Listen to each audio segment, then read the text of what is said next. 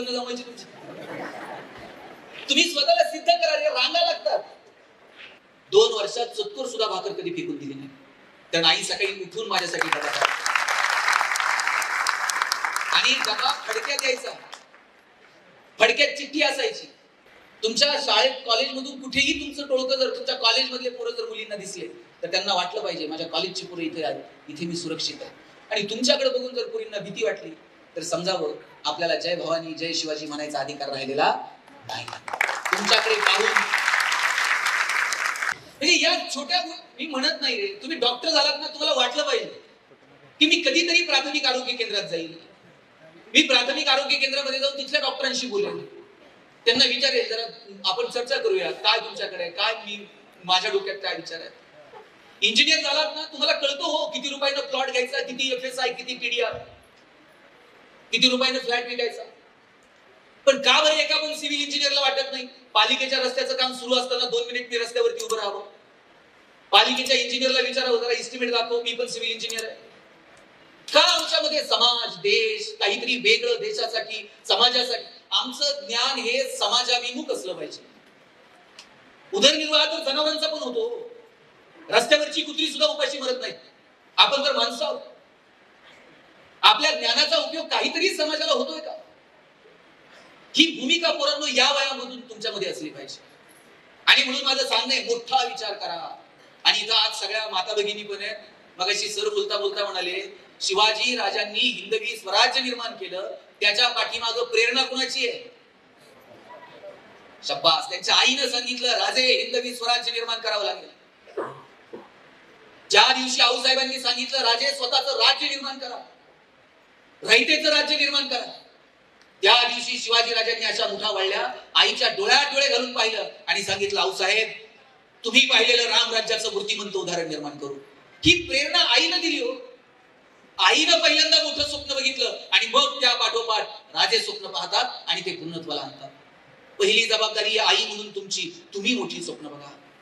तुम्ही तुमच्या पोरीला सांगा कलेक्टर हो, तुम्ही तुमच्या पोरीला सांगा स्पर्धा परीक्षांमध्ये ये, तिला सांगा बाई मला नाही शिकता आलं, माझी नव्हती परिस्थिती, मला नव्हतं कुणी दिशा दाखवणार, आई म्हणून मी तुझ्या सोबत आहे, तुझ्या पाठीशी आहे. ही प्रेरणा तर द्यावं पोरांना.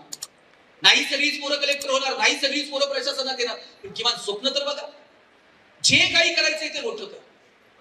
IAS हो, IPS हो, तहसीलदार हो, डॉक्टर हो, इंजिनियर हो, उद्योगात ये, व्यवसायात ये, शेती कर, प्रशासनात जा, समाजकारणात ये, राजकारणात ये, साहित्य, कला, क्रीडा, कोणत्याही क्षेत्रात जा, पण भन्नाट काम कर. आई बाप म्हणून आम्हाला तुझा अभिमान वाटला पाहिजे, एवढं तर सांगता येईल.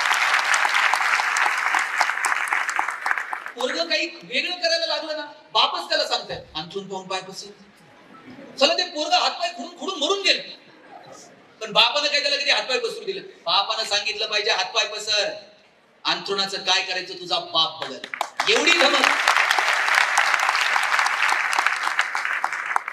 एवढी धमक बाप म्हणून आपण लेकरामध्ये निर्माण करता आली पाहिजे. आणि आपल्या आई बापानं आपल्यावरती जो विश्वास दाखवलाय ना, त्याला तडाप लागणार नाही याची दखल आपण त्यांचा मुलगा, आपण त्यांची मुलगी म्हणून घेतली पाहिजे की आपल्या आई वडिलांचा आपल्यावरती केवढा विश्वास आहे. म्हणून माझं सगळ्या माता भगिनींना सांगणं आहे, तुमच्या मुला मुलींना मोठी स्वप्न दाखवा. संक्रांत झाली का नाही ताई? तिळगुळ बिळगुळ हाय नाही शिल्लक? हळदी कुंकू झालं का? रथसप्तमीपर्यंत चालतंय की हिनं तिच्याकडे जायचं, तिनं हिच्याकडे यायचं, हिने तिला 4 आण्याचा कंगवा द्यायचा, तिने तिला 8 आण्याची वाटी द्यायची, त्या वाटीत खाता येणार, त्या कंगव्यानं इचरता येणार. मला कळतंय अशी हेच वाण आहेत ताई. कितीही पगार वाढू द्या, कितीही परिस्थिती बदलू, यांनी वाण बदलले नाही. चहाची गाळणी, पावडरचा डबा, चहाच्या गाळणीनं चहा गाळता येणार, पावडरच्या डब्याला वेळ पडणार. किती दिवस होत तेच तेच तेच तेच.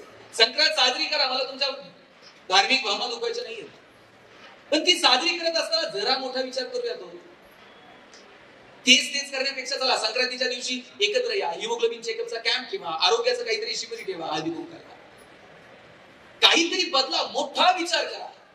परवा 2 बायका गप्पा मारत होत्या, साडीचा बोळा, साडीचा बोळा. You know what is mean by साडीचा बोळा? काय म्हटलं, एखादी कंपनी आहे का? म्हणजे राजा साडीचा बोळा म्हणजे काय कंपनी बिंपण? म्हटलं मग, म्हटली बघ आता लग्न सराई सुरू झाली, लग्न सराईमध्ये एखाद्या बाईनं आहेराच्या बदल्यात न घालायची साडी दिली तर ती तशीच जपून ठेवायची, तिच्याच पुरीच्या लग्नात. आता केवढा मोठा विचार आहे.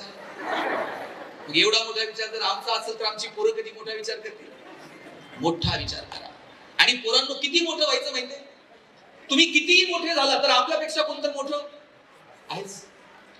म्हणून आपण किती मोठं व्हायचं याचा एक फॉर्म्युला तुम्हाला सांगतो. तुमच्या आई वडिलांना तुमचा हेवा वाटला पाहिजे इतकं तर किमान मोठं व्हा. आई बाबाला वाटलं पाहिजे अरे काय पोरानं कर्तृत्व करून दाखवलं, एवढं मोठं व्हायचं. तुम्ही डॉक्टर विठ्ठल लहाने नाव ऐकलंय, प्लॅस्टिक सर्जन आहे, रोज 4 सर्जरी मोफत करतात.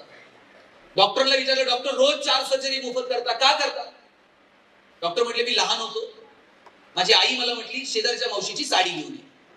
मी शेजारच्या मावशीची साडी आणली आईला दिली. आईला विचारलं आई शेजारच्या मावशीची साडी का मागितली? आई म्हटली लग्नाला घालून जावी अशी एकही साडी माझ्याकडे नव्हती म्हणून शेजारच्या मावशीची माहिती. दचकन डोळ्यात पाणी आलं की आपल्या आईकडे लग्नाला घालून जावी अशी साडी नसावी. आणि ठरवलं एवढं मोठं व्हायचं, आईला रोज नवीन साडी देता आली पाहिजे. डॉक्टर झालो, पैसे मिळायला लागले, कितीतरी साड्या मी माझ्या आईला आता देऊ शकतो इतके पैसे मला मिळतात. पण ते म्हटले मी एक मुलगी बघितली, तिचे ओठ फाटलेले होते, तिचं लग्न जमत नव्हतं, तिच्यासोबत तिचे वडील होते, भाऊ होता. मी त्यांना म्हटलं की आपण हिच्या ओठांवरती प्लॅस्टिक सर्जरी करू. भाऊ म्हटला डॉक्टर साहेब आमच्याकडे एवढे पैसे नाहीत, एवढे पैसे कुठून आणायचे? मी सांगितलं पैसे नाही लागणार, तुम्ही फक्त हॉस्पिटलला या. मला माझ्या आयुष्यातला अर्धा पाऊण तास खर्च करायचा आहे सर्जरीसाठी. दुसऱ्या दिवशी आई वडील भाऊ त्या मुलीला घेऊन आले. तास 2 तास मी माझ्या आयुष्यातले खर्च केले, त्यांच्याकडनं पैसे घेतले नाही. सर्जरी झाली, मुलगी गोड दिसायला लागली. 6 महिन्यानं पुरीचं लग्न जमलं. बाप आणि भाऊ पेढे घेऊन आले. एका हातामध्ये पेढा होता आणि दुसऱ्या हातामध्ये आयुष्याची सगळी प्रॉपर्टी होती. ही सगळी प्रॉपर्टी पेढ्याच्या समोर खुजी वाटायला लागली. आणि डॉक्टर म्हटले मी ठरवलं आता रोज 4 पेढे कमवायचे, आता रोज 4 सर्जरी मोफत करतो. डॉक्टर सांगत होते माझे वडील 90-92 वर्षांचे आहेत, पण तरुण पोराला लाजवेल असं हवेत तर चालत असतात. एक दिवशी वडिलांना विचारलं बाबा एवढे हवेत का चालतात? वडील म्हटले की प्लॅस्टिक सर्जन विठ्ठल लहाने आणि पद्मश्री डॉक्टर तात्याराव लहानेचा बाप आहे, हवेत नाही चालणार तर काय? तुमच्याकडे बघून तुमच्या आई बापाला हवेत चाला वाटलं पाहिजे इतके मोठे व्हा. लेकुराचे हित वाहे माऊलीचे चित्त ऐसी कळवळ्याची जाती तरी लाभाविना प्रीती. तुमच्यावरती कोणत्याही लाभाची अपेक्षा न ठेवता ओतप्रोत प्रेम करणारे या जगात जर कोण असेल तर तुमची आई आणि तुमचा बाप एवढं लक्षात ठेवा. पोरींनो घरी गेल्यानंतर शाळेतनं कॉलेजमधनं घरी गेला, आई पहिला प्रश्न काय विचारते तुम्हाला? डबा खाल्ला का? सकाळी लवकर उठते, तुमच्यासाठी टिफिन करून पाठवते. आणि शाळेतून आल्याबरोबर पहिला प्रश्न असतो आईचा डबा खाल्ला का? कोण प्रेम करतं मला सांगा तुमच्यावर एवढं? मी साहेब पुण्यात शिकायला आलो नगरवरून. शिवाजीनगरच्या स्टँडला सकाळी 9:30 वाजता आमचा जेवणाचा डबा यायचा पूर्वी.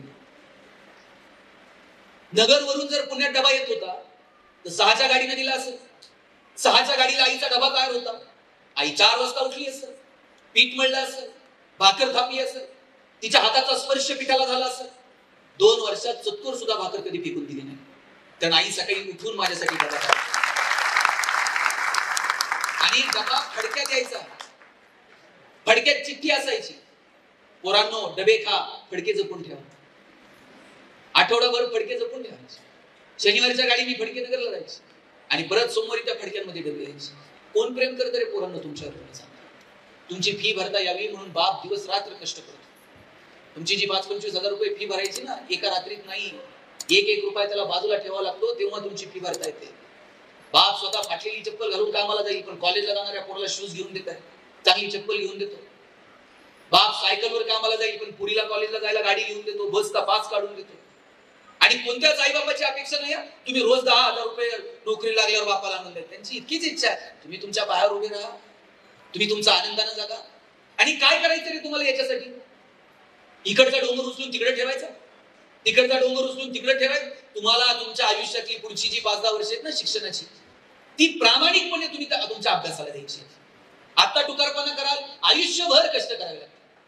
आता थोडं डिवोशन अभ्यासाकडे लक्ष द्या. पोरांनो रांगा लागतात तो दार. फक्त पुढची जी 4-5 वर्ष आहेत ती सिरियसली घ्या थोडीशी. तुमच्या आई बाबांची स्वप्न काय ती थोडीशी बघा. मी म्हणत नाही की आई बाबांनी त्यांची स्वप्न तुमच्यावर लादावीत. पण त्यांच्या ज्या काही प्रामाणिक अपेक्षा आहेत त्याचा कधीतरी गांभीर्याने विचार करा. पुरींनो, बापाचं तर तुमच्यावर जास्त प्रेम असते पोरापेक्षा. पोरावर कमी असते पण पुरीवर जरा जास्त प्रेम असते. तुम्ही जन्माला आलात ना त्या दिवसापासून बाप दोन गोष्टींचा विचार करतो. एक तुमचं शिक्षण आणि दुसरं तुमचं लग्न. एक एक रुपये त्याच्यासाठी बाजूला काढून ठेवतो. पुरीच्या लग्नात तर बाप असा तुरा काढून मिरवत असतो फेटा बिटा घालून. कन्यादान झालं ना मग पुरीचा हात पोराच्या हातात देतो आणि सांगतो, जावाय बापू तळ हाताच्या खुराप्रमाणे जपली, सांभाळून घ्या. दिवसभर त्याच्या डोळ्यात एक थेंब येत नाही. मित्रांना सांगत असतो पुरीचं कल्याण झालं. पुरीची गाडी एका मांडवाच्या पलीकडे निघून गेली ना, खांबाच्या पलीकडे जाऊन एकटाच रडतो तो बाप असतो. आणि पुरीचं सुद्धा बापावर थोडस काकणभर जास्त प्रेम असतं. आई कितीही ओरडली ना पुरीला लय वाटत नाही. ती म्हणते आई रोजच ओरडत असते. बापानं थोडस ओरडू दे. बापानं नुसतं दिदी असं मोठ्यानं म्हणलं ना तरी दिदीला दिवसभर करमत नाही. दिवसभर आईच्या मागे पळते, आज बाबा मला ओरडले, आज थोडं मोठ्यानं बोलले. हे प्रेम आहे हो.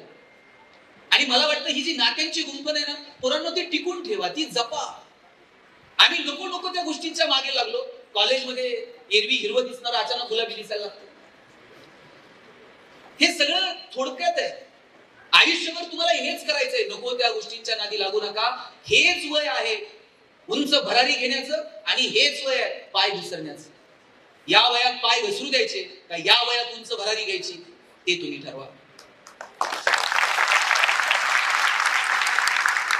उद्या जर पुरींनो कलेक्टर झालात ना, लाल दिव्याच्या गाडीत बसून याल. दार उघडायला पण शिपाई असते. आणि कधी जर तुमची आई ऑफिसला आली, तुमच्या आईला सुद्धा दारात विचारतील, मॅडमला भेटायचंय का? आणि मग ते आज जाऊन सांगेल तुमच्या आई आल्या. तुमचा रुबाब बघितल्यानंतर तुमच्या आईच्या डोळ्यात काय असेल मला सांगा. IPS ऑफिसर झाला, आता बघा साहेब इथं बसलेले, खांद्यावरती स्टार वर्दी. कुठून येतो हे?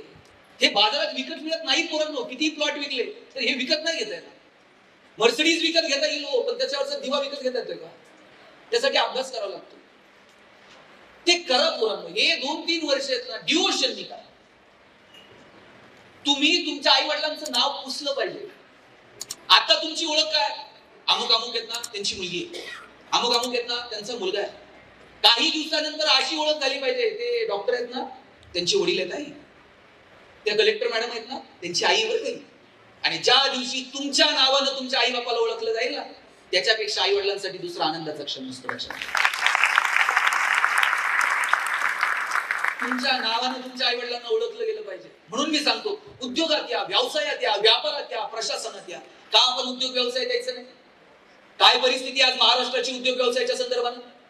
टायरवाले केरळचे, किराणा व्यवसायात पटेल, हार्डवेअरची दुकानं बोरींची, बांधकाम व्यवसायात युपीचे लोक, गवंडी सगळे बिहारचे, सुतार कामात राजस्थानी, हॉटेल सगळी दक्षिणात्यांकडे, चायनीजच्या गाड्या पूर्वांचलचे तरुण चालवतात. बरं चला, संविधानानं त्यांना अधिकार दिलाय, कुठेही जातील, कष्ट करतील, पोट भरतील. आमची पोरं कुठे? आम्ही फक्त नोकऱ्यांच्या रांगांमध्ये उभे आहोत. आमच्या डोक्यात एकच आहे, नोकऱ्या करा तरच लग्न जमतंय. हल्ली तर प्रत्येक गावात 30 ते 35 वयोगटातली 5-50 पोरं बिन लग्नाची. लग्न जमत नाहीये.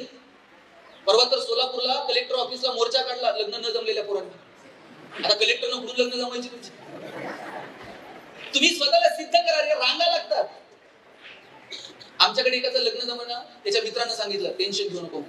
ते मुलीकडचे बघायला आले ना, पगार जरा वाढवून सांगायचा. त्या मुलीच्या वडिलांनी विचारलं किती पगार आहे? हा म्हणला 1.5 लाख. मुलीचे वडील म्हणले तुझ्याकडे बघून तर वाटत नाही 1.5 लाख असेल. नाही म्हणला तसा फीस 1.5 लाख आहे, कटिंग करून 8,000 हातात देतो. किती दिवस तुम्ही स्वतःला फसवणार आहात? शेवटचे 5 मिनिट देतो बघ. तुम्ही स्वतःला सिद्ध करा पोरांना. रांगा लागतात दार. आमचं गेट टुगेदर होतं काल आणि आमच्यामध्ये एक पोरगा डॉक्टर झाला. ते कधीच कशात नसायचं पण डॉक्टर झाले. आणि आता नगरमध्ये त्याचं मोठं हॉस्पिटल. आम्ही सगळे माजी विद्यार्थी एकत्र आलो. डॉक्टरला यायला जरा उशीर होता. आम्ही तासभर त्याची वाट बघत होतो. सरांना म्हणलं अरे करा सुरू सर. सर म्हणले ते डॉक्टर साहेब आल्याशिवाय सुरू नाही करायचं. ते डॉक्टरची वाट बघत बसलो. डॉक्टर साहेब आले, गाडीतनं उतरले, थेट स्टेजवरती दीप प्रज्वलन वगैरे डॉक्टर साहेबांच्या हस्ते झालं. डॉक्टर साहेबांनी असं मस्त भाषण केलं आणि डॉक्टर साहेब निघून गेले. काय रुबाब आहे आणि हा रुबाब कशाने आला? 2 वर्ष अभ्यास केला, बाकीचे बसले तुकारगिरी करत. ते आले काय गेले काय कोणाचं लक्षच नव्हतं. पण डॉक्टर येईपर्यंत सगळे वाट बघत होते. डॉक्टरचं भाषण सुरू होतं, 4-5 पुरी खाली गप्पा मारत होते. त्यातली एक जण म्हणली, हे शाळेत असताना माझ्याकडे एवढं बघायचं, मी कधी लक्ष दिलं. आणि परवा आजारी पडले, त्याच्या हॉस्पिटलला गेले, त्यानं मला बघायचे 1000 रुपये घेतले. कुठून येतं हे? याच्यासाठी स्वतःला सिद्ध करावं लागतं पोरांना. स्वतःला सिद्ध करा, केवळ नोकऱ्यांच्या मागे धावू नका. शेवटचे उदाहरण सांगतो. आमच्याकडे एक बाग आहे पुणे, आणि त्या बागेमध्ये 1 क्लर्कची जागा भरायची होती, आणि एका क्लर्कच्या जागेसाठी 1000 पोरांनी ऍप्लिकेशन केलं. आता जागा एकच आहे म्हटल्यावर किती जणांना नोकरी मिळणार आहे? आणि बाकीचे 999 घरी जाणार आहे. आता एका पोराचं सिलेक्शन झालं, त्याला अपॉइंटमेंट लेटर साईन करून मिळणार. त्याच वेळेला बागेतला शिपाई पळत आला आणि म्हटला, काही करा पण याला नोकरी देऊ नका. म्हटले काय झालं? म्हणले बागेमध्ये गोरिला माकड होतं, ते मरून गेलं. बागेत गोरिलाच नाही, लोक कशाला येतील? लोकच आली नाही तर याचा पगार करायचा कशात? काही करा पण याला नोकरी देऊ नका. स्वाभिमान शून्य पिढी जन्माला घातली. त्यांचा त्यांच्या ज्ञानावर विश्वास नाही, त्यांचा त्यांच्या कार्यावर विश्वास नाही, त्यांचा त्यांच्या मंडटावर विश्वास नाही. बागेतल्या मॅनेजरनं सांगितलं नोकरी मिळणार नाही. यानं मॅनेजरचे पाय पकडले. म्हणला तोंडात आलेला घास काढू नका, पडल ते काम करल पण नोकरी द्या. रडायला लागलं. बागेतला मॅनेजर म्हणला पाय सोड, तुला नोकरी क्लर्कची देतो, तुला फॅसिलिटीज क्लर्कच्या देतो, पण जोपर्यंत बागेत गोरीला येत नाही तोपर्यंत तुला काम मात्र गोरिलाचं करावं लागेल. हा म्हणला पगार आहे ना, मग गोरिला तो गोरिला. रोज यायचा, गोरिलाचे कपडे घालायचा आणि पिंजऱ्यात जाऊन उभा राहायचा. लोक यायची, शेंगा बिंगा खायला घालायची. म्हणला मजा आहे, पगार चालू आहे, डेली अलाउन्स पण सुरू आहे. एक दिवशी तुमच्यासारख्या मुला मुलींची ट्रिप आली आणि कॉलेजच्या पोरापोरींकडे बघून जोर जोरात उड्या मारायला लागले, आणि उड्या मारता मारता चुकून वाघाच्या पिंजऱ्यात जाऊन. वाघाच्या पिंजऱ्यात पडल्यावर म्हणला नोकरी गेली तरी चालते, जीव वाचला पाहिजे. जीव वाचावा म्हणून हे जोर जोरात ओरडायला लागले. याच्या आवाजानं झोपलेला वाघ जागा झाला, चौताळून याच्या अंगावर धावून आला आणि हातावर हात ठेवून म्हणला ओरडू नको, नाही तर दोघांची नोकरी देईल.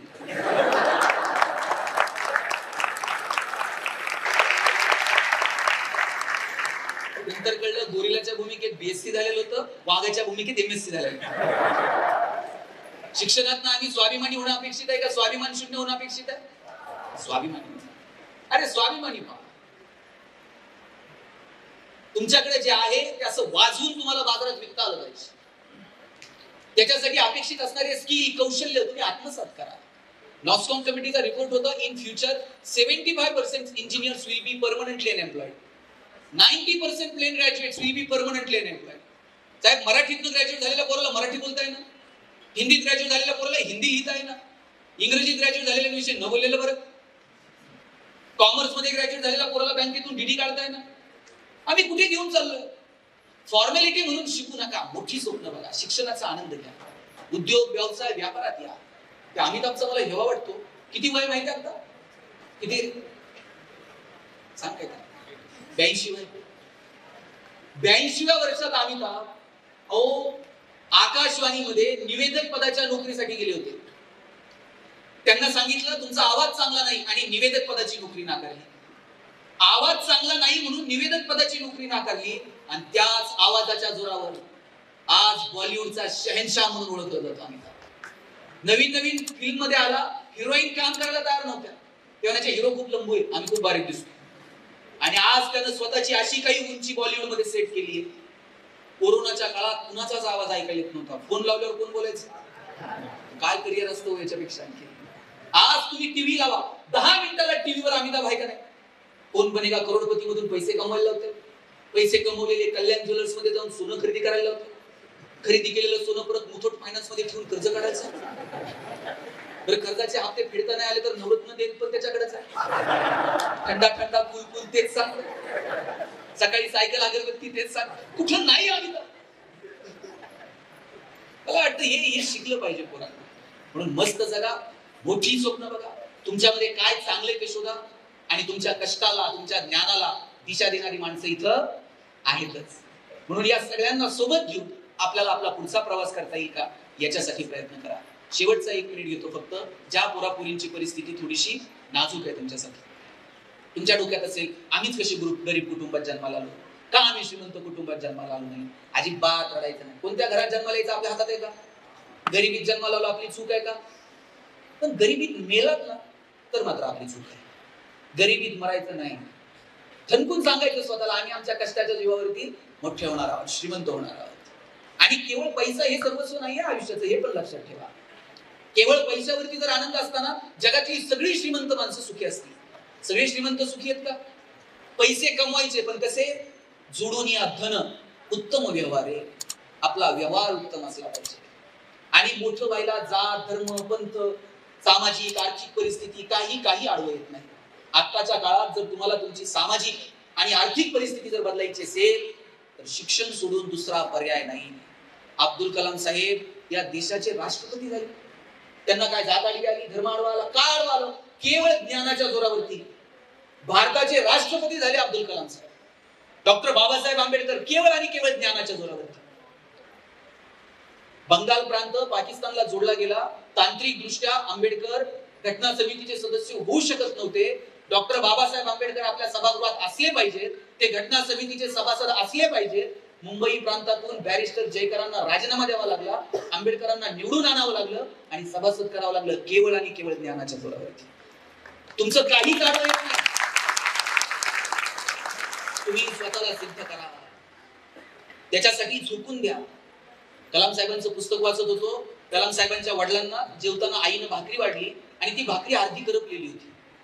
आणि अब्दुल कलाम साहेब रागवले, त्यांचे वडील रागवले नाही, करपलेली भाकरी सुद्धा खाल्ली. आणि शेजारी झोपलेल्या अब्दुल कलामांनी विचारलं, बाबा आज आईनं तुम्हाला अर्धी करपलेली भाकर होती तरी तुम्ही खाल्ली आणि बोलले नाही. अब्दुल कलाम साहेबांचे वडील म्हणले, दादा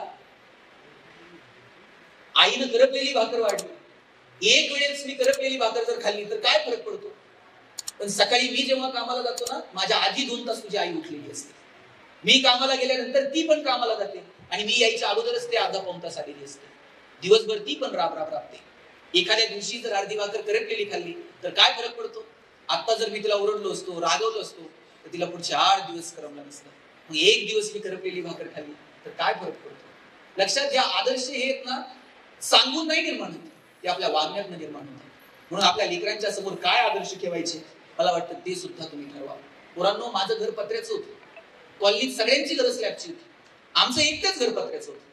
मी माझ्या आईला म्हणायचो, आई सगळ्यांची घरं स्लॅबची, आपलं एकटंच पत्र्याचं.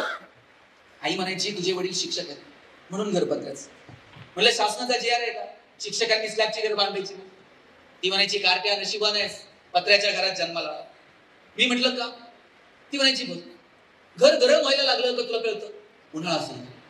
घर गळायला लागलं का तुला कळतं? पावसाळा सुरू झाला. शेजारच्या स्लॅबच्या घरात उन्हाळा कळत नाही, पावसाळा कळत नाही. खास ऋतूंची ओळख व्हावी म्हणून भूगोल शिकवणाऱ्या तुझ्या बापानं असलं मॉडेल उभं केलं. पैसे नव्हते पण आनंद मात्र भरपूर नव्हते. वडील एक चॉकलेट आणायचे, माझ्या बहिणीच्या हातात द्यायचे आणि म्हणायचे, कावेरी गणेशाने तू अर्धा अर्धा करून. ताई चॉकलेटचे 2 भाग करायचे, एक मोठा आणि एक छोटा.